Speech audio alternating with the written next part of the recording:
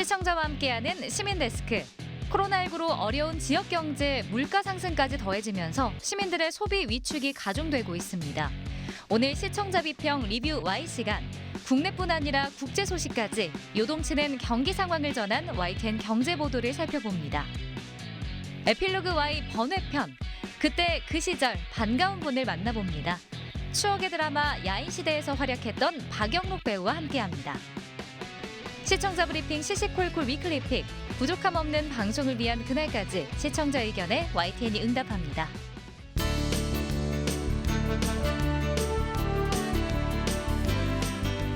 시청자 여러분 안녕하십니까? 시민데스크 강진원입니다. 팬데믹과 이주노동자 인권 문제를 다룬 YTN 탐사보고서 기록 강릉 이야기편이 제11회 인권보도상을 수상했습니다.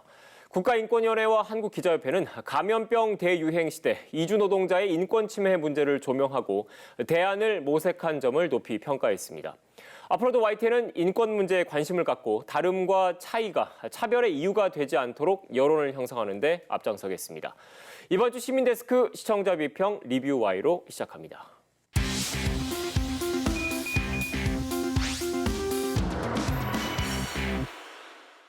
네, 세 분 안녕하세요. 안녕하십니까. 안녕하세요.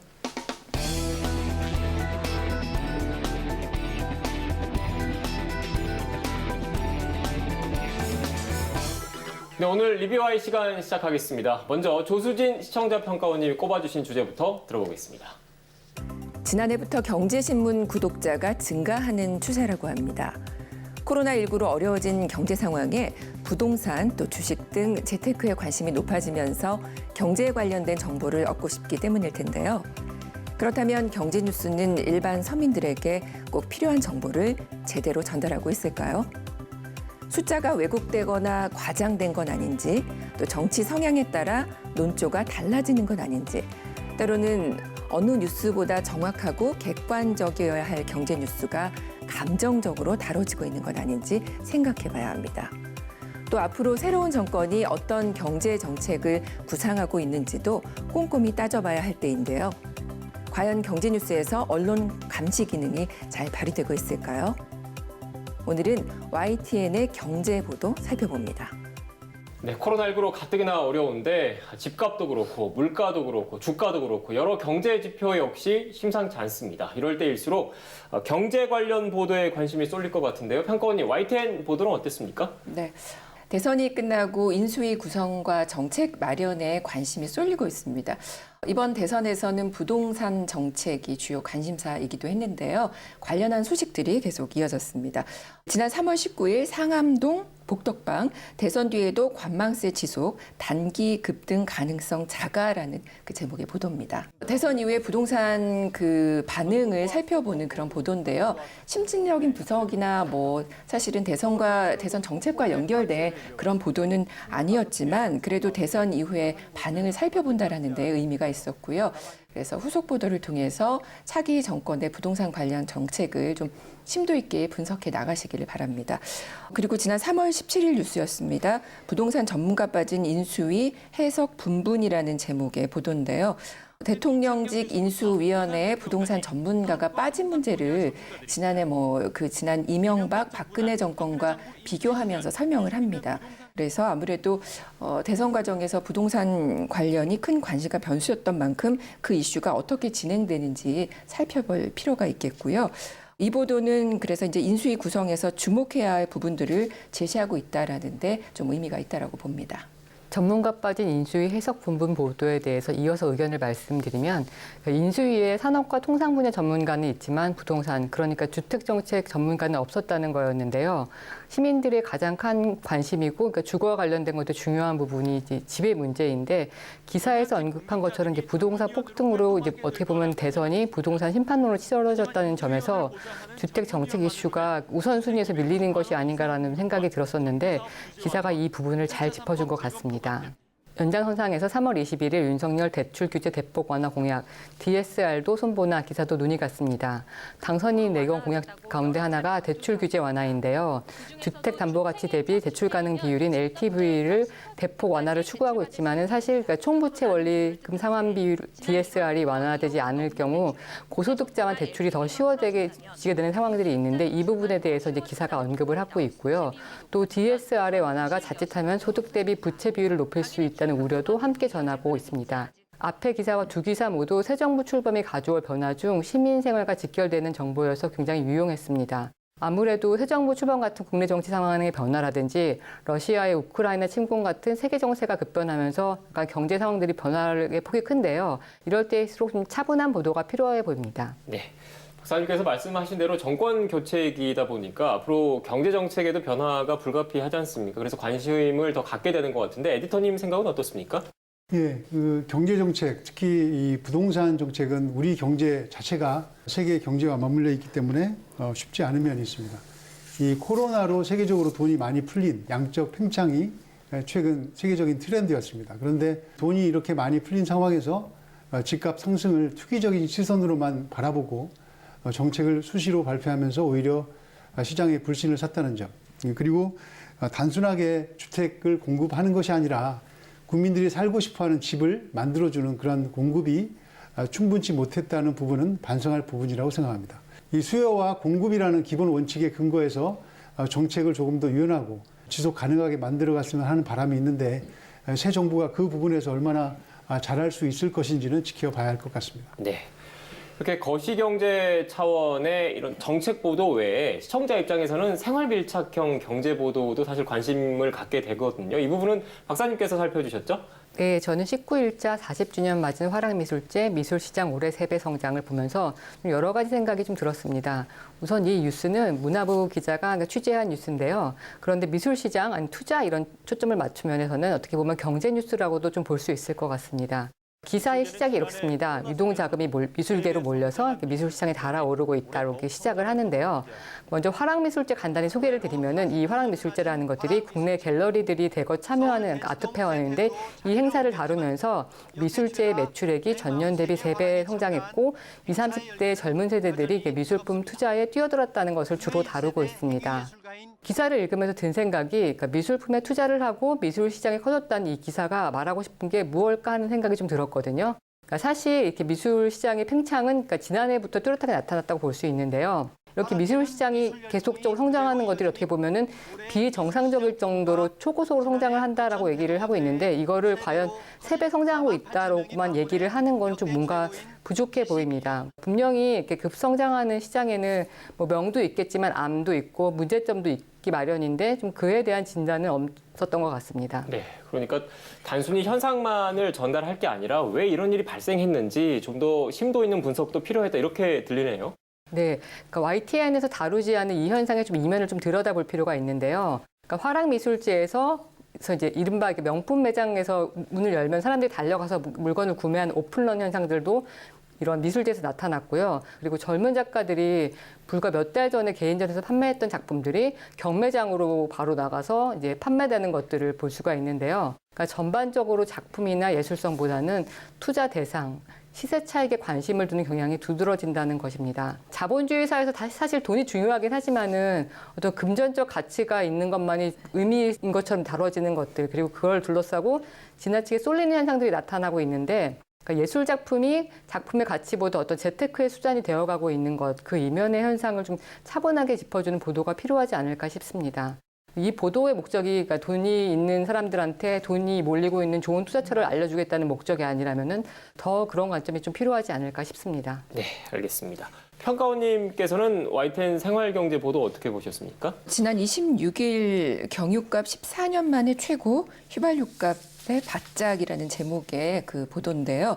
경유값이 굉장히 많이 올랐죠. 그래서 당분간 기름값 고공행진 이어갈 가능성이 크다라고 합니다. 미국과 유럽 등 러시아산 원유 수입 금지 축소 검토에 공급 부족이 일어나고 있다라는 그 원인을 전하고 있고요.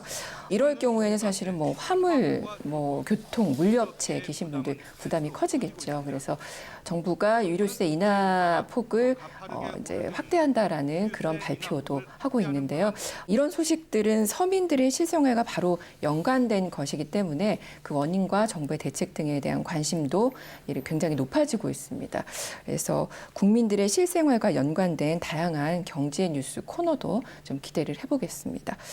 근데 이제 경제 뉴스는 대부분 기관, 기업 보도 자료나 발표 뉴스에 증권 시황 등이 더해지는 그런 구성들이 참 많은 것 같습니다. 그래서 YTN은 24시간 보도 전문 채널이잖아요. 그러다 보니까 분석 평가보다는 경제 정보 전달에 비중을 두는 건 뭐 어찌 보면 당연하다라고 보이기도 하는데요. 그럼에도 불구하고 소외되는 경제적 또 사회적 약자 입장에서 더 많은 뉴스가 있었으면 좋겠다라는 생각이 듭니다.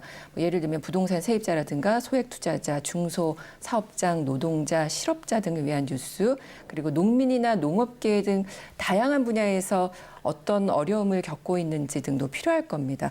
일예로 농업계 관련 뉴스를 제가 이제 살펴보니까 2달 새에 딱 한 번 정도 언급이 됐더라고요. 근데 이제 그마저도 농어민 단체 기자회견을 요약한 내용뿐이었거든요.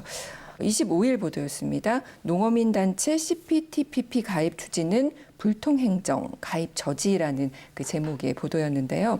농어민 단체가 그 정부가 포괄적 점진적 환태평양 경제 동반자 협정, 이제 이게 CPTPP인데 이 가입을 무리하게 추진하고 있다라고 비판을 하면서 가진 기자회견 내용이었습니다. 조금 더 자세한 배경 설명이 필요해 보입니다. 조수진 평가님이 말씀하신 것처럼 저도 포괄적 점진적 환태평양 경제동반자 협정 관련해서 기사를 보면서 협정을 반대한다는 시위 얘기만 있어 좀 갑작스럽다는 생각이 들었고, 그래서 약간 다른 기사를 찾아봐야겠다고 생각이 들었거든요. 그러니까 찾아보니까 이게 시위를 하게 된 배경이 정부가 지난해 12월 그러니까 포괄적 점진적 환태평양 경제동반자 협정 가입 추진 인사를 공식화했고, 이게 그러니까 가입을 한다고 가입이 되는 게 아니라 협정국들의 승인이 있어야 되는데 협정국 중 하나인 일본의 승인이 필요해서 그러니까 대일 관계에도 굉장히 중요한 영향을 미치는 부분이고, 이게 약간 후쿠시마 수산물 수입 문제와도 관련이 있다는 걸 알게 됐습니다. 속보로 전하는 약간 부분도 필요하긴 하지만 이렇게 약간 단편적인 정보만 접하게 되면 협정에 대해서 제대로 알게 되지 못하는 것도 있고, 그러니까 이 농민단체들이 시위를 하는 이유가 분명히 있을 텐데 그것에 대해서 알려고 하기보다 그냥 또 시위를 하는구나 같이 뭔가 연례 행사처럼 대하게 되는 게 있을 것 같습니다.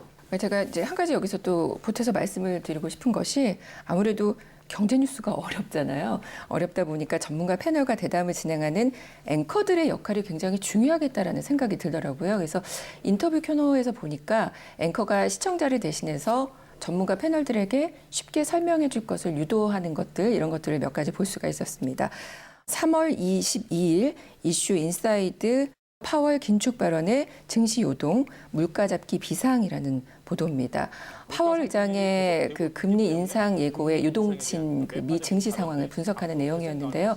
강 앵커가 진행을 하셨더라고요. 네, 그런데 전문가 패널에게 되묻고 확인하고 또 어려운 패널의 발언을 요약하고 확인하는 질문 등으로 시청자의 이해를 도왔다라는 생각이 들었고요. 그다음에 23일 이슈 인사이드 정부 아파트 공시가격 발표, 보유세 부담 덜어낼까 보도에서는 또 박상현 앵커가 나왔는데요. 개념 정리, 설명 유도 등 이해가 필요한 부분들을 짚어가면서 진행을 해서 시장의 흐름을 읽는데 좀 도움이 됐다라는 생각이 들었습니다. 사실 이제 YTN 앵커들은 24시간 뉴스를 계속해서 진행을 하잖아요. 그러다 보니까 뭐 경제 뉴스 용어도 익숙해져서 자칫 시청자들의 눈높이에서 벗어날 수도 있었을 텐데 앞으로도 이렇게 뉴스를 진행하시면서 정보가 잘 전달될 수 있도록 계속해서 신경 써주시기 바랍니다. 네, 칭찬해 주셔서 쑥스러운데 앞으로도 더 친절한 그 보도, 친절한 방송 해달라는 당부겠죠, 에디터님? 예, 그렇습니다.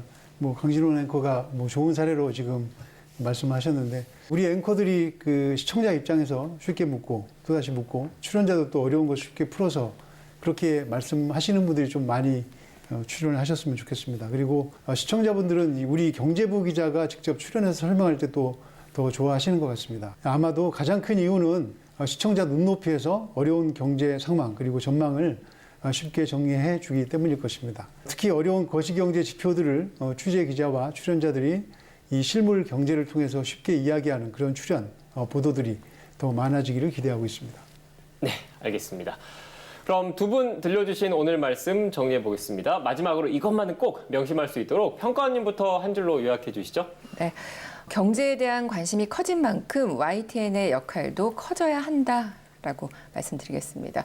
코로나19로 어려운 상황이 3년째 지속이 되고 있고요. 또 전 세계 경제가 복잡하게 얽혀 있는 현 상황에서 차기 정부의 경제 정책에 어느 때보다 관심이 쏠리게 됩니다. 대선 과정에서 부동산 또 경제 관련 공약들이 관심을 받은 만큼 그 정책이 잘 진행되는지 살펴보는 것도 중요할 텐데요. 그래서 YTN의 역할이 그 어느 때보다 크다라고 생각이 됩니다. YTN이 경제 보도에서 그 역할을 잘 해나가기 바랍니다. 이어서 박사님 한 줄 평 들어볼까요? YTN 어떤 관점에서 경제 뉴스를 다룰 것인가?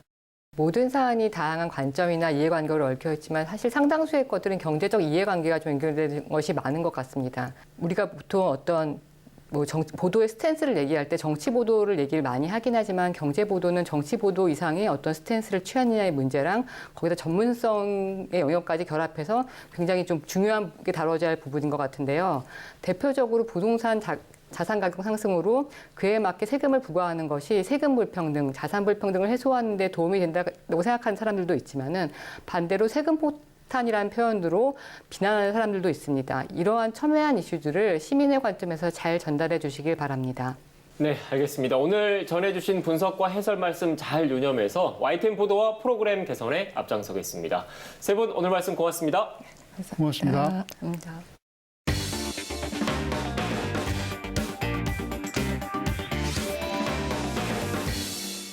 그때 그 시절을 회상하면 과거의 추억뿐 아니라 당시 즐기던 놀이와 문화까지 함께 떠오르실 겁니다.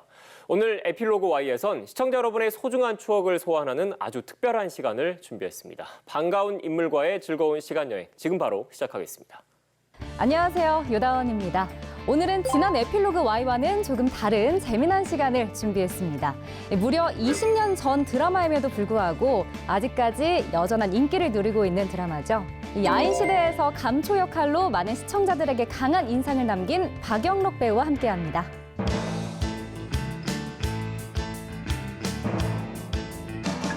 네, 안녕하세요. 네, 안녕하세요. 반갑습니다. 에필로그 Y의 첫 배우 출연자이십니다. 아, 영광입니다. 네, 저희가 영광입니다. 저는 최근에 유튜브에서 요새 이렇게 옛날 드라마 압축해서 모아놓은 영상들 있잖아요. 거기서 뵀었는데 굉장히 반갑네요. 이렇게 실물로 뵈니까. 아니, 저는 더 반갑습니다. 고맙습니다. 네, 이렇게 미나 아나운서님 뵙게 돼서 영광입니다. 아닙니다. 근데 아마 저보다 시청자분들이 더 반가워하실 것 같아요. 아, 그래요? 이제 앞에는 카메라 보시고 네네. 우리 시청자분들께 한마디 인사해 주시죠. 네, 시청자 여러분 안녕하세요. 야인 시대에서 김영태 역으로 여러분의 사랑을 많이 받았던 박영록입니다. 이렇게 YTN을 통해서 여러분들에게 인사를 드리게 돼서 반갑습니다. 네. 네, 저희도 반갑습니다. 제가 이제 배우 박영록 씨 나온다고 네. 좀 여기저기 좀 이야기를 많이 했었어요. 모든 분들이 좀 반가워하시는데 YTN에는 처음 출연하시는 거죠? 그렇죠. 이게 YTN이 이게 뉴스 맞아요. 전문 채널이다 보니까 연예인이 출연할 수 있는 기회가 사실 없거든요. 네, 그래서 이렇게 기회가 된 거에 대해서 개인적으로 굉장히 영광으로 생각하고 소중한 시간으로 여기고 있습니다. 근데 요즘에 좀 TV에서 뵙기가 어려웠던 것 같거든요. 어떻게 지내셨어요? 핑계인 것 같습니다만 코로나도 있고 이렇게 해서 여러분들에게 좀 다가갈 수 있는 기회가 적었었는데 요즘에는 우리 투자 회사가 있어요. 거기에 제가 이제 모델 겸 그 이제 영상도 제가 이렇게 좀 도와드리고 그러면서 그런 시간도 보내고 있고 영화도 뭐 준비를 하고 있고 그다음에 유튜브도 제가 좀 하고 있고 네, 그런 상황입니다. 네, 지금 유튜브 얘기해 주셨는데 네. 저도 안 그래도 들어오기 전에 유튜브를 좀 찾아보고 왔어요. 아, 그랬어요? 어떻게 하다가 좀 시작을 하게 되셨어요? 제가 이제 이렇게 촬영을 하고 편집을 하고 이런 걸 개인적으로 좋아해요. 그래서 우리가 이제 살아가는 일상생활 속에 그 서민들의 이야기를 좀 하고 싶어서 시작을 했는데 그 생각대로 이렇게 좀 시원하게 잘 되지는 않고 있는 것 같습니다. 근데 저 영상 하나 중에 본 게 있는데 노래도 직접 부르시는 게 있더라고요. 근데 네. 노래 실력이 진짜 굉장하셨어요. 원래 이렇게 좀 잘하셨어요? 원래 이제 제가 또 가수도 꿈이었거든요. 네, 그래서 음반을 한번 내고. 실제 음반도 내셨고요? 네네. 혹시 실례가 안 된다면 이렇게 노래 한 소절만 조금 불러주실 수 있나요?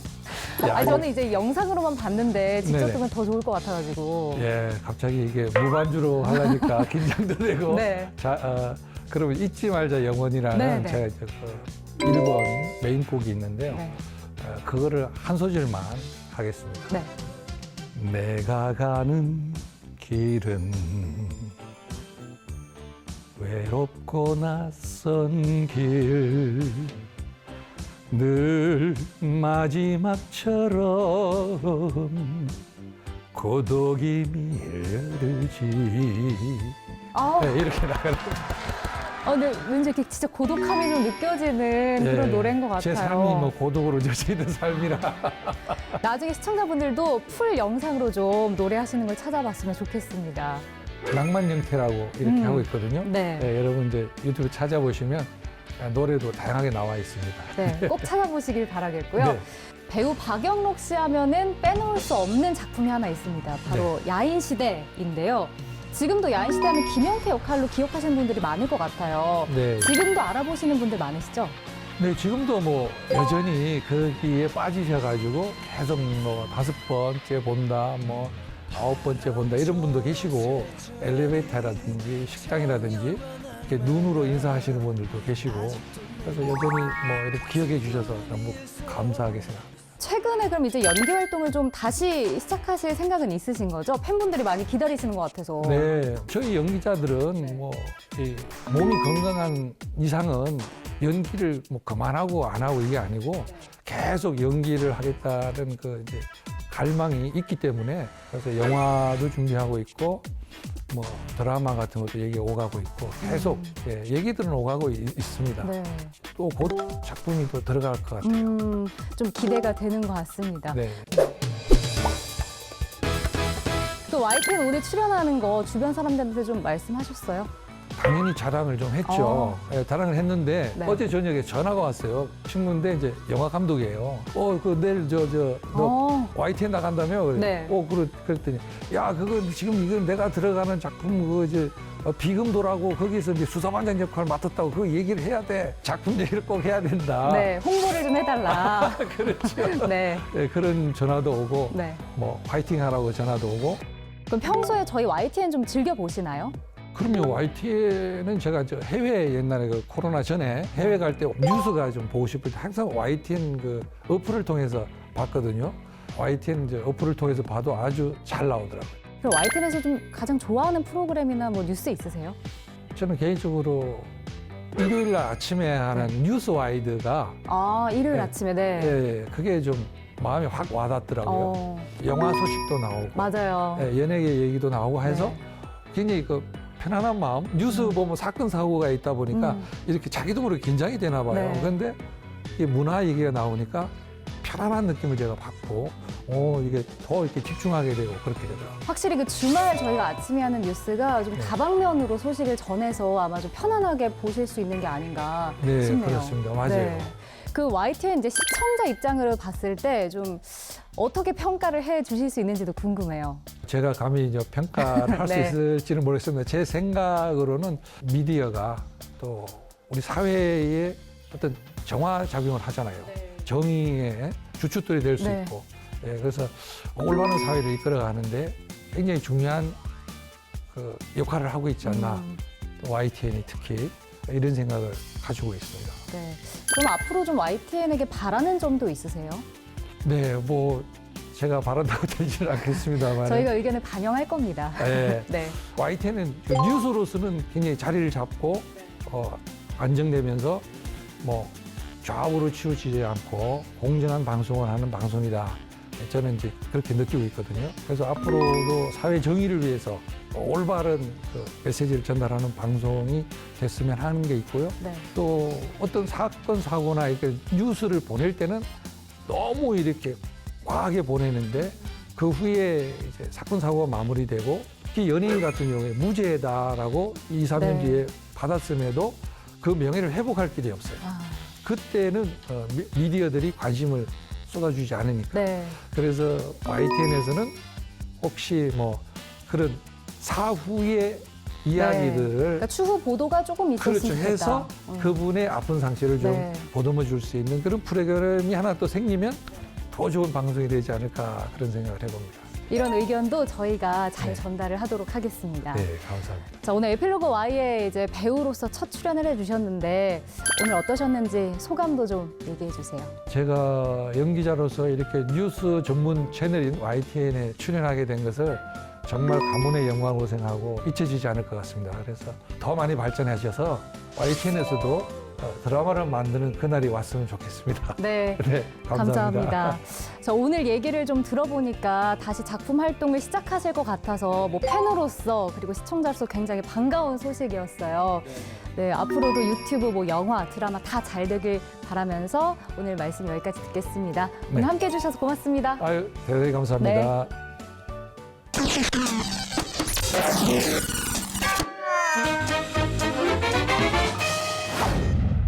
가장 빠른 옴부즈맨 프로그램 그 기록을 모아보는 시간입니다. 시청자 브리핑 시시콜콜 위클리픽. 이번 주 시청자 의견 함께 보시죠.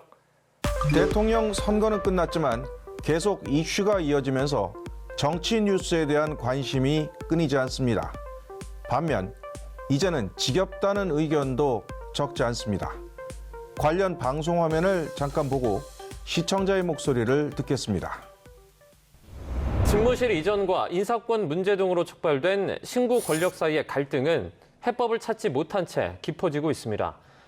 코로나 보상 관련 추경을 놓고 신구 권력의 이견이 표면화되면서 충돌 조짐이 나타나고 있습니다.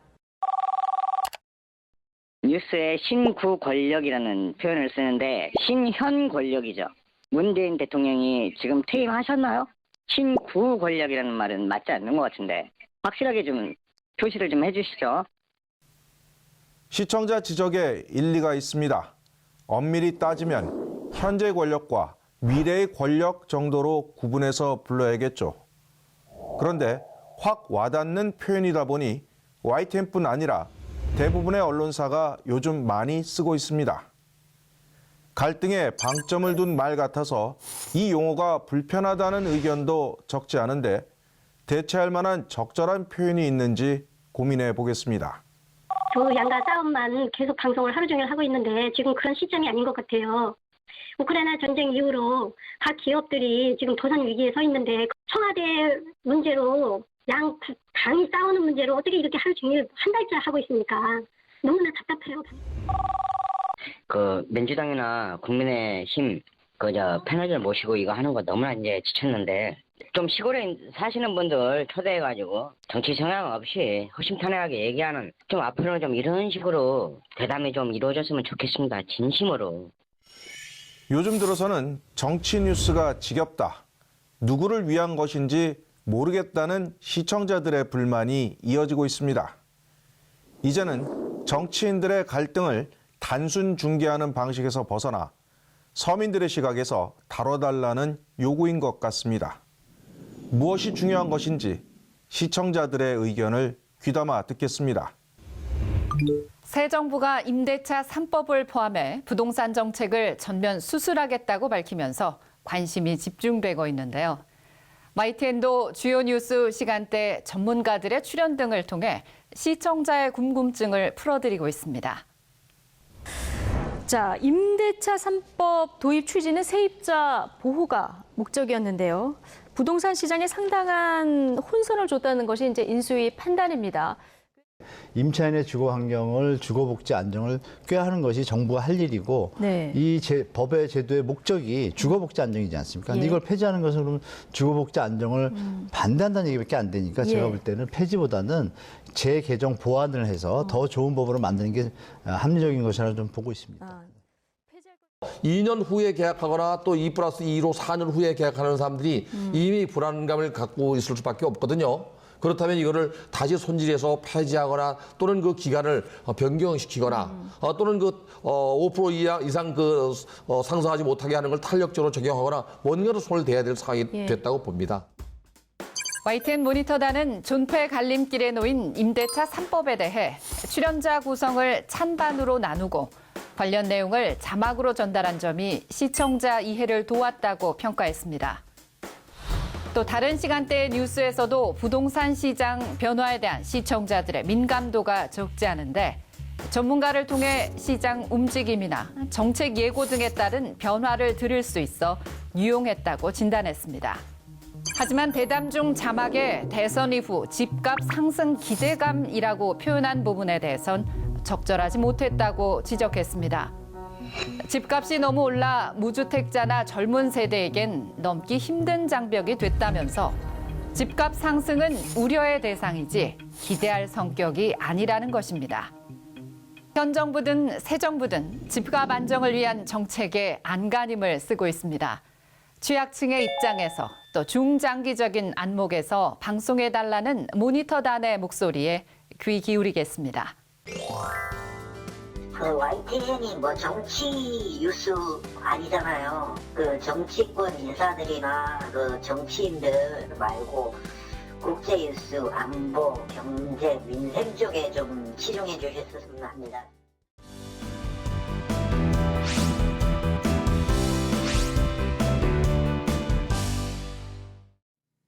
안녕하세요. YTN DMB 시청자 평가원 정은정입니다.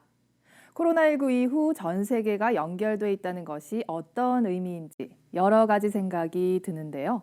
글로벌 리포트는 국가 간 이동이 자유롭지 못한 때에도 세계는 어떻게 서로 영향을 주고받고 있는지 떠올려 볼 수 있는 소중한 시간을 선사하고 있습니다.